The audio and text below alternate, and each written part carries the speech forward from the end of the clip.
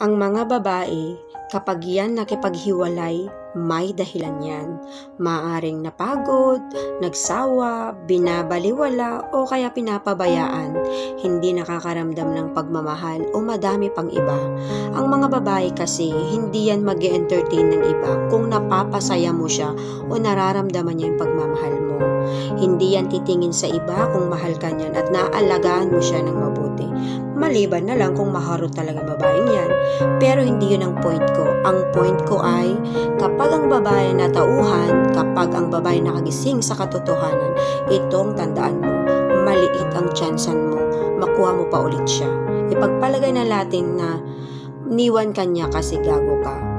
At nung nawala siya, hinahanap-hanap mo naman, namimiss mo yung mga alaga niya, yung mga text at pag-aalala niya sa'yo, so you want her back. Isa lang masasabi ko, mahihirapan ka, lalo na kung natauhan na siya. Pero hindi ka dapat sumuko lahat. Kasi sa loob-loob ng babae na yan, mahal ka niyan, maniwala ka. Nagpapatibay lang siya para hindi mo na siya ulit masaktan at maloko.